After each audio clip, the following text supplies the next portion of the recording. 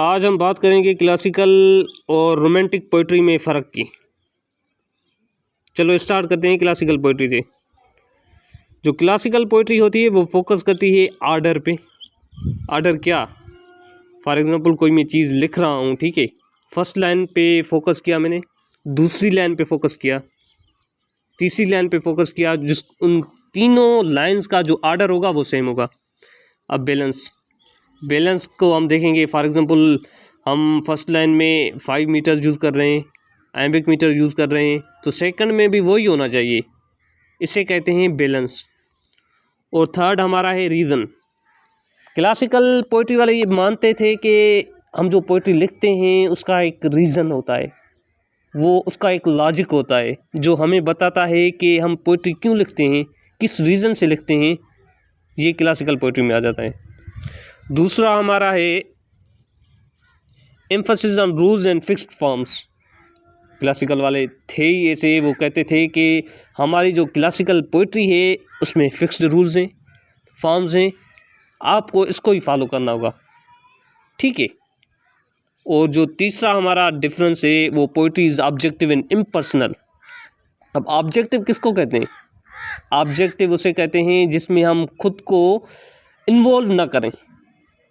For example अगर मैं कोई चीज़ लिख रहा हूँ तो मैं देखूँगा कि लोग क्या सोच रहे हैं, जो कम्युनिटी है, जो मेजॉरिटी है वो क्या सोचती हैं, और वो चीज़ कैसी है उसको ऐसे डिफ़ाइन करूँगा, ना कि मैं किसी के से जेलस होके या अपनी तरफ से कोई चीज़ ऐड करूँगा। बिल्कुल नहीं। क्लासिकल पोइट्री इन चीज़ों को से दूर है, इम्पर्सनल है, खुद को इन्वॉल्व नहीं करती, ठीक है। अब जो फोर्थ हमारा है वो है inspired by ancient Greek and Roman ideals. अब ancient Greek and Roman ideals कौन थे? हमारे ग्रीक थे, अरिस्टोटल थे, ठीक है। अरिस्टोटल ने तो बहुत सारे रूल्स दिए हमें ट्रेजेडी के, और बताया है कि ट्रेजेडी कैसी होनी चाहिए। Tragedy is also one of the part of poetry का एक टाइप है, ठीक है।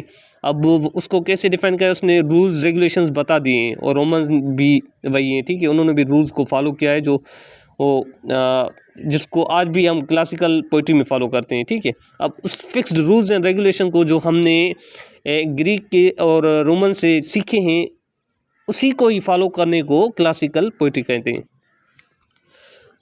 अब जो फिफ्थ रूल है कि थीम सोसाइटी होगी, मोरालिटी हो गई, डिसिप्लिन हो गया। अब क्लासिकल पोइट्री की एक अच्छी बात यह है कि वो कुछ ना कुछ सिखाती है हमें। सोसाइटी हमारी कैसी है, सोसाइटी का एक टॉपिक लिया हमने, उसको निकाला, उसको बयान करेंगे, ये हमारा उसका थीम हो गया।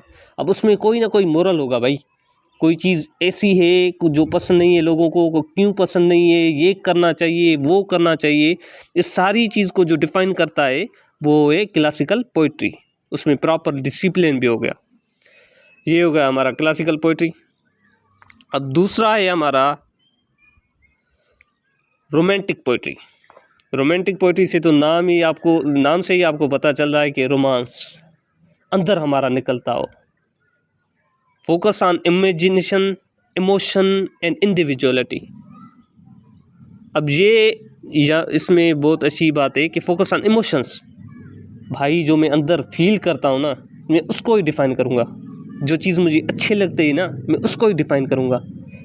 अगर मेरा दिल किसी लड़की को पसंद करता है तो मैं खुशी वाला इजहार करूँगा, इमोशंस को निकाल के आपको दिखाऊँगा कि भाई ये है, ये मेरी फीलिंग है। लेकिन उस इमोशंस को मैं पोइट्री की फॉर्म में लिखूँगा, तो इस इमोशन को कहेंगे रोमांटिक पोइट्री।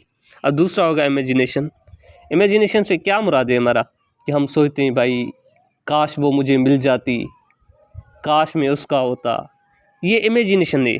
अब इसको हम पोइट्री में लाएंगे, ये भी रोमांटिक पोइट्री हो गई। एंड हमारा थर्ड जो है वो इंडिविजुअलिटी से मुराद है यहाँ पे कि हर बंदा अलग अलग से सोचेगा, ठीक है। मैं क्या सोचता हूँ, मेरा अपना नज़रिया होगा, दूसरा बंदा क्या सोचता है, उसका अपना नज़रिया होगा, तो इसको कहते हैं इंडिविजुअलिटी। रोमांटिक पोइट्री फॉलो करती है इंडिविजुअलिटी को, ठीक है। दूसरा हमारा है फ्रीडम फ्रॉम स्ट्रिक्ट रूल्स। भाई जो लिखना है लिखो, ठीक है, होनी पोइट्री चाहिए, जो लिखना है लिखना। वो क्लासिकल पोइट्री की तरह नहीं है कि इसको फॉलो करना है भाई, इसमें इतने आयम्बिक मीटर हैं तो इसको भी इसमें ही डालना है। नहीं भाई, कोई रूल्स नहीं है, कोई रेगुलेशंस नहीं है। ठीक है। तीसरा हमारा है poetry is subjective and personal.